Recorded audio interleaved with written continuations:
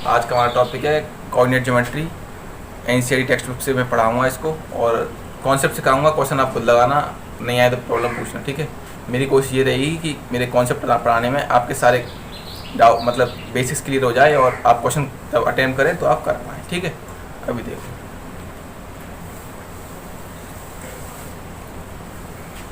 Basically coordinate geometry होती क्या है।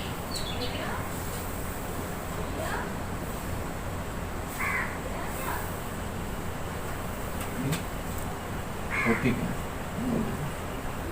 कार्टेशियन प्लेन में होती, ये एक्स एक्सिस होता है, ये वाई एक्सिस होता है, ठीक है।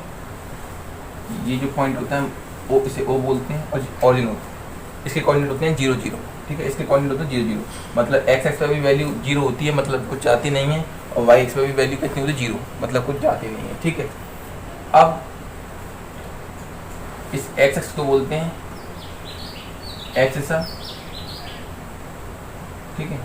इसे बोलते हैं ऑर्डिनेट, ठीक है। हिंदी में बोलते हैं इसको कोटि, इसको भुज,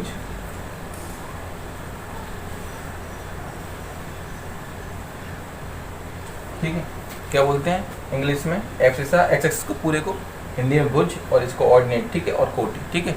अच्छा, अब इसमें कैसे इसकी कोऑर्डिनेट ज्योमेट्री को मैं बेसिक बता रहा हूँ। ये 9th का है, 10th का नहीं है, मैं भी आ रहा हूँ 10th पर धीरे धीरे। मान लो ये पॉइंट है कोई भी, तो इसके कोऑर्डिनेट क्या होंगे, कोऑर्डिनेट्स को मिला के बोलते हैं कोऑर्डिनेट, मतलब एक्स एक्सिस पे लंबाई और वाई एक्सिस पे लंबाई कितनी होगी। मान लो कि इसकी लंबाई एक्स एक्सिस पे इस तरफ जा रही है, एक्सिस पे यहाँ देखती हैं तो 1 2 है मान लो, तो एक्स एक्सिस पे वैल्यू होगी 2। तो जो ब्रैकेट के अंदर, स्मॉल ब्रैकेट के अंदर पहला जो लिखा जाता है वो एक्स एक्सिस की वैल्यू लिखी जाती है, और दूसरा लिखा जाता है बाद में कॉमा के बाद वो वाई एक्सिस की वैल्यू लिखी जाती है। देखेंगे 1 2 3 4, लगभग 4 है, तो ये इस पी पॉइंट के कोऑर्डिनेट हो गए 2 4। ऐसे ही हर जगह पे किसी के भी पॉइंट हम निकाल सकते हैं। मान लो मुझे यहाँ का कोई पॉइंट निकालना है, मान लो एम पॉइंट है कोई, तो एक्स एक्सिस पे लगभग 1 2 3 4 5, लेकिन काय का माइनस का, याद रखिएगा, लिखेगा पहले एक्स एक्सिस का ही, ठीक है। माइनस क्यों, क्योंकि ये एक्स एक्सिस लेफ्ट हैंड की तरफ है, मूल बिंदु से ऑरिजिन से राइट हैंड की एक्सिस की वैल्यू पॉजिटिव होती है और इधर वाली लेफ्ट हैंड की होती है। वाई एक्सिस की ऊपर वाली पॉजिटिव, वाई एक्सिस की नीचे वाली नेगेटिव होती है, ठीक है। अच्छा, अब फिर हम वाई एक्सिस पर चेक करेंगे कितनी लंबाई इसकी, लेकिन नीचे की तरफ है तो नेगेटिव होगी, ऊपर की तरफ पॉजिटिव। वाई एक्सिस की ऊपर वाली पॉजिटिव, नीचे वाली नेगेटिव। एक्स एक्सिस की सीधे वाली पॉजिटिव, इधर वाली पॉजिटिव और इधर वाली नेगेटिव। तो गिनेंगे हम 1 2, तो ये -2, तो इस एम पॉइंट के कोऑर्डिनेट हो गए -5 और -2, ठीक है। क्या समझे। अब हमने 2 पॉइंट देख लिए, 2 पॉइंटों का एग्जाम्पल समझाया था अभी मैंने, और कोई भी कितने ही पॉइंट हम यहाँ पे देख सकते हैं। अब बात करते हैं 2 पॉइंट हैं तो उनके बीच की दूरी क्या हो, ठीक है। तो मान लो ये कोई पॉइंट P है, इसे कोऑर्डिनेट मान लेते हैं x1 और y1, और ये कोई पॉइंट है Q, इसे कोऑर्डिनेट मान लें x2 और y2, ये बीच में कॉमा है, तो इन दोनों के बीच की दूरी ये होगी, ठीक है। तो ये कैसे हम निकालेंगे, मैं डायरेक्ट फार्मूला लिख रहा हूँ। एवरी फार्मूला जो यहाँ पे लिखवाऊंगा आज मैं, वो सारे फार्मूले प्रूफ हो सकते हैं और मैं करता भी हूँ, लेकिन ऑफलाइन क्लासेस में। अगर आप चाहोगे कि ये फार्मूला पर्टिकुलर प्रूफ करो तो उसकी पर्टिकुलर वीडियो बना दूंगा मैं, बट आपको कमेंट बॉक्स में लिखना पड़ेगा कि इस फार्मूले बनाओ, ठीक है। यहाँ मैं लिख रहा हूँ, लेकिन समझाऊंगा ऐसे कि आपको समझ में आ जाएगा। तो वैसे भी आपके कोर्स में अगर प्रूफ होने के लिए फार्मूला आता तो मैं बताता हूँ। तो फार्मूला डिस्टेंस का मतलब d, या मैं ये भी कह सकता हूँ PQ। तो y2 माइनस y1 का whole square plus x2 minus x1 का होल स्क्वायर पर रूट, ठीक है। ये होता है 2 बिंदुओं के बीच की दूरी का फॉर्मूला, ठीक है। लेकिन अगर यही फॉर्मूला मान लो O है एक बिंदु, और एक बिंदु दिया हुआ है यहाँ पे P, तो O के कोऑर्डिनेट हमको पता है कि 0,0 होते हैं, P कोऑर्डिनेट मान लो x और y है, मान सकते हैं। तो इसकी दूरी क्या होगी, ये इंपॉर्टेंट है। ये तो किसी भी दो पॉइंटों के लिए हो गया, लेकिन जब एक पॉइंट दो पॉइंटों से एक पॉइंट ऑरिजिन हो, मतलब मूल बिंदु हो, तो कैसे देखेंगे। तो ये मैंने दे दिया ओ, तो इसकी दूरी का फॉर्मूला वही सेम लगेगा, ये फॉर्मूला। मान लो डिस्टेंस ओपी है, डिस्टेंस ओपी है सर, तो OP is to y2 minus y1, तो यहाँ पे y2 की जगह y माइनस 0, मतलब ये whole square plus x minus 0 का होल स्क्वायर, अर्थात पैर रूट, मतलब रूट, तो अंडर रूट में क्या हो जाएगी y square plus x square. ये इसकी ओपी की वैल्यू। कोई दिक्कत, ये हमारा फॉर्मूला होता है इसका ओरिजिन से, नोट करें इसको। अब अगर देखिए कोई पॉइंट है, मान लो P और Q, ठीक है, इसको मिला रही है एक लाइन, ठीक, ये पूरा मतलब इसके कोऑर्डिनेट होंगे, इसका मतलब पॉइंटर दिया होगा कोऑर्डिनेट, इसके मान लिया हमने x1 और y1, और इसके मान लिया हमने x2 और y2। कोई दिक्कत नहीं। अब कोई तीसरा पॉइंट इसको इंटरनली डिवीजन करे, अंता विभाजन करे। मान लो यहाँ पे आके कोई तीसरा पॉइंट, मान लो A, इसको m और n रेशियो में, क्वेश्चन में वो देगा कितने रेशियो में बांट रहा है, m और n रेशियो में से डिवाइड करे। तो इस A पॉइंट के कोऑर्डिनेट क्या होंगे, मान लेते हैं x और y। इस A पॉइंट के कोऑर्डिनेट क्या होंगे, ये हमारा उद्देश्य है जानना, ठीक है। इस A पॉइंट के कोऑर्डिनेट क्या होंगे, तो देखो बड़ा आसान है, रेशियो दिया हुआ है। तो y के कोऑर्डिनेट हो जाएंगे m y2 plus n x1 upon m plus n। It is very easy. x2 plus n x1 upon m plus n, ठीक है। x की value m x2 plus n x1 plus upon m plus n, y m y2 plus n y1 upon m plus n, ठीक है। इसे बोलते हैं, क्योंकि अंदर इस लाइन के अंदर ही उसने डिवीजन किया है, इसलिए इसको बोलते हैं हिंदी में अंता विभाजन। अंता मतलब अंदर, विभाजन मतलब बांटता है, विभाजन। इंग्लिश में इंटरनल डिवीजन, इंटरनल डिवीजन, ठीक है। बट अगर ऐसा हो तो कि कोई पॉइंट ऐसे सेम ऐसे P, और उनको लाइन बना रही है कोई Q, और उसे coordinate x1 y1 x2 y2, कोई तीसरा पॉइंट A आके बाहर डिवाइड कर रहा है इसको कहीं पे जाके, मतलब इसकी एक्सटेंडेड फॉर्म, एक्सटेंड फॉर्म मतलब बढ़ाकर कहीं पे काट रहा है, लेकिन इस लाइन के अंदर काट रहा है नहीं, बाहर काट रहा है, तो उसे बोलते हैं हम एक्सटर्नल डिवीजन। एक्सटर्नल डिवीजन, ये इंपॉर्टेंट टॉपिक है, यहां से क्वेश्चन आता है पेपर से, ठीक है। बाह्य विभाजन, बाह्य विभाजन, ठीक है, बाकी आप समझ जाएंगे, ठीक है। अब देखो ये इस लाइन में अंदर काट रहा है नहीं, कहीं बाहर जाकर किसी पॉइंट A पर काट रहा है, तो इसे कोऑर्डिनेट मान लिया मैंने x, y मान ली। तो x कोऑर्डिनेट और y कोऑर्डिनेट क्या होंगे, है ना, तो बहुत ही आसान है।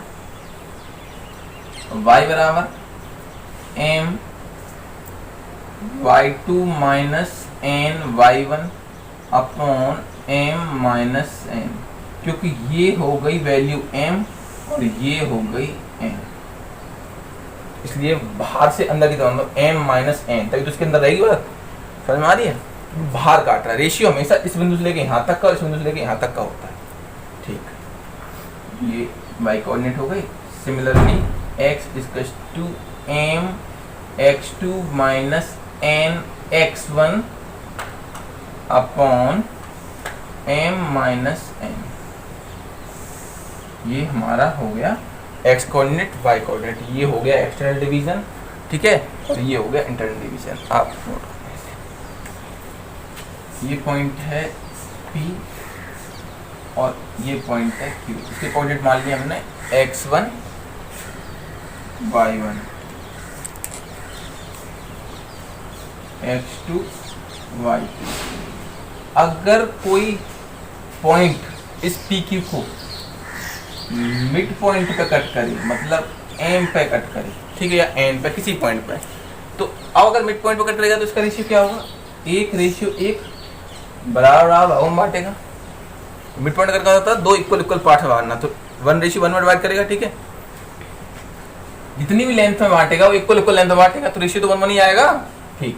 तो इसके कोऑर्डिनेट क्या होंगे ये जानने का हमारा उद्देश्य है। तो देखो सेम फॉर्मूला, m की जगह पे क्या हो गया यहाँ पे 1 और n की जगह पे भी क्या हो गया 1, हो गया नहीं हो गया, क्योंकि रेशियो 1:1 में हो गया।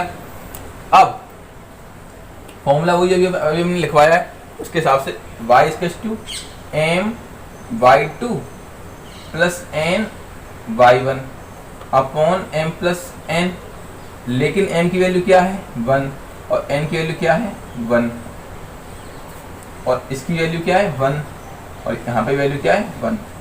तो हम देख रहे होंगे कि y की वैल्यू हो गई y1 प्लस y2 अपॉन 1 और 1 2, नहीं समझ आया। और y2 में 1 कंप्लीट करेंगे y2 और y1 में करेंगे तो y1, तो y1 प्लस y2 लिख दिया सीधा करके, y1 plus y2 upon 2। Same ऐसे ही x से कोऑर्डिनेट हो जाएंगे x1 प्लस x2 अपॉन 2। तो मिड पॉइंट की हम ये डायरेक्ट याद कर सकते हैं कि y = y1 plus y2 upon 2 और x = x1 plus x2 upon 2। Note करें। अब देखो ट्रायंगल कैसे बनता है। ट्रायंगल हमेशा 3 वर्टेक्स होती है ट्रायंगल के। तो मान लो ये एक A वर्टेक्स है, ये B वर्टेक्स है और ये C वर्टेक्स है। मैंने स्टार्टिंग में कहा था कि इसका each and every formula proof हो सकता है। आप जरूरत हो तो बस बोल देना कमेंट पर, ठीक है, मैं कल उसकी पर्टिकुलर वीडियो बना दूंगा। लेकिन यहाँ संभव नहीं है ऐसे, इसके क्योंकि फॉर्मूले प्रूफ होने के लिए अपने आप से 10-15 मिनट जाएंगी। तो उसके लिए क्या होगा आपको पता ही टाइम लगता है, तो आप अलग से वीडियो उसकी बनवा सकते हैं उससे। देखें ये देखो x1 y1 ये भी प्रूफ हो सकता है, x2 y2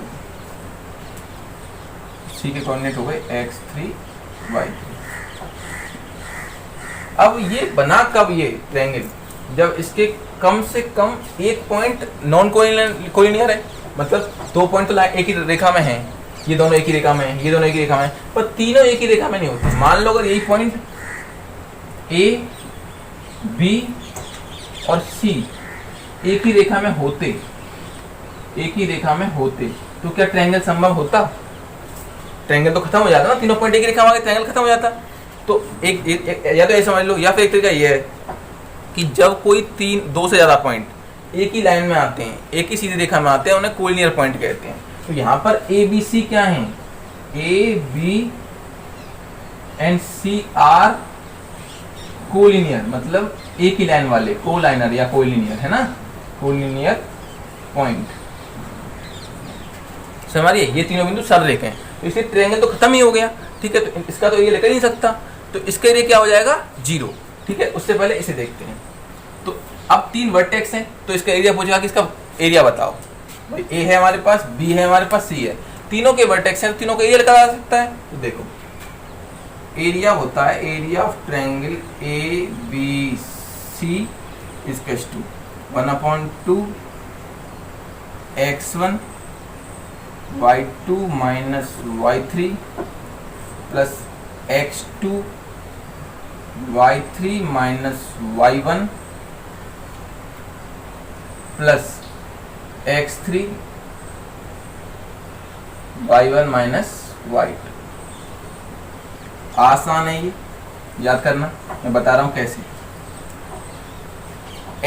x तो बाहर रहना है, x1 x2 x3 बाहर रहना है, बस अंदर चेंज होना है। तो एक ब्रैकेट याद कर लो, जैसे ये 1 2 3 है, तो 123 231 और 312 है, ये मैंने ऐसे याद किया है, ठीक है।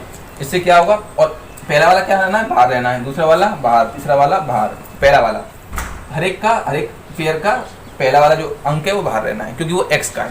तो एक्स बाहर रहना, बाकी वाई अंदर रहना ब्रैकेट में, ठीक है। ये इसका एरिया होगा, इतना समझ आया। अब मैं इधर बता रहा था कि ये कोलिनियर क्या है, तो कोलिनियर क्या होगा, जब तीनों पॉइंट एक ही रेखा में आ जाएंगे तो एरिया क्या हो जाएगा, खत्म। तो जब एरिया खत्म हो जाए, यही फॉर्मूला हो जाएगा कोलिनियर का। जब एरिया क्या हो जाए, खत्म हो जाएगा, तो इसका एरिया के इक्वल में क्या रख देंगे, 0। तो 0 इक्वल रखने की वजह से 1/0 में चला जाएगा। तो केवल क्या बचेगा हमारे पास, x1 y2 minus y3 plus x2 y3 minus y1 plus x3 y1 minus y2 इसका 0। तो अगर ये तीनों पॉइंटों में वैल्यू रखते हैं और 0 आ रही है, तो इसका मतलब 100% वो तीनों पॉइंट क्या होंगे, कोलिनियर होंगे। अगर 0 नहीं आ रही है तो इसका मतलब वो कोलिनियर नहीं है, इसका मतलब ट्रायंगल बन रहा है, और ट्रायंगल बनना है तो उसका एरिया भी निकाला जाएगा, ठीक है। मान लो कि 2 पॉइंट हैं ए और बी, इसके कोऑर्डिनेट दिए हैं, फाइंड ए बी, हमको ए बी फाइंड करनी है, मतलब दूरी निकालनी है, ठीक है। तो सेम पहले वाले पॉइंट को या दूसरे वाले पॉइंट को, डजंट मैटर, जैसा दिल चाहे वैसे। फिर वाला जनरली हम सीधे पैदा हुए हैं तो सीधे से चलेंगे। तो x1 y1 x2 y2, तो ए बी का फॉर्मूला क्या हो जाएगा, मैंने बताया था कि y2 माइनस y1 का whole square plus x2 minus x1 का होल स्क्वायर स्क्वायर रूट। तो y2 की वैल्यू कितनी है, 1 माइनस y1 की 3 का होल स्क्वायर प्लस x2 की वैल्यू 4, x1 की वैल्यू 2 का होल स्क्वायर रूट। माइनस 2 का स्क्वायर, माइनस 2 बचेगा यहाँ पे, माइनस 2 का स्क्वायर प्लस 2 का स्क्वायर पर रूट, मतलब 4 माइनस 2 का स्क्वायर 4 हो जाएगा और 2 का स्क्वायर भी 4 हो जाएगा पे रूट, अर्थात 2 रूट 2, क्योंकि 8 आएगा, 8 का मतलब क्या होता है, 2 बाहर आ जाएगा, 4 उसका स्क्वायर रूट करके 2 रूट। तो इतना यूनिट हमारा क्या हो गया, इसकी दूरी हो गई, ठीक है, नोट करें। अब ये 3 पॉइंट हैं, मान लो ए बी सी, ये चेक करने के कोलिनियर है या नहीं। तो कोलिनियर के लिए मैं बताया था कि एरिया के इक्वल 0 रख देते हैं, या आप डायरेक्ट याद कर लो, x1 y2 minus y3 plus x2 y3 minus y1 plus x3 y2 minus y1, सही है, y1 minus y2, y1 minus y2, ठीक है, इसका 0। अगर ये रख देंगे, अगर इसमें रखते हैं उसकी वैल्यू सॉल्व होकर 0 आती है, तो ये 100% तीनों पॉइंट ए बी सी अगर मानना है तो वो कोलिनियर होंगे। कोलिनियर मतलब एक ही रेखा पर होंगे, ठीक है। लगाते हैं ये x1 देखो अपने हिसाब से, x1 y1 x2 y2 x3 y3, x1 की वैल्यू लगाएंगे 1 y2 3 y3 माइनस 11, मतलब देखो ये माइनस है और ये माइनस 11 होगा, तो इसका मतलब ये प्लस के 11 हो जाएगा, ठीक है। x2 2 y3 माइनस 11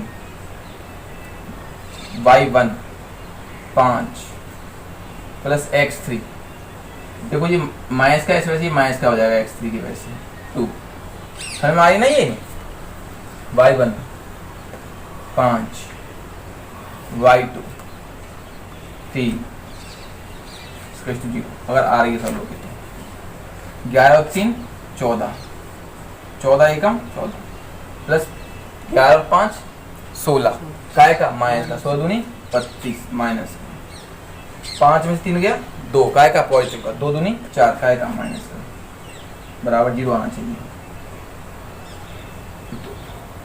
यहाँ से यहाँ पे हम सॉल्व कर रहे हैं ना, ठीक है। तो आप देख रहे होंगे कि ये 18 हो गया, ये 32 नहीं 36 हो गया, ये सेम साइन जुड़ जाते हैं।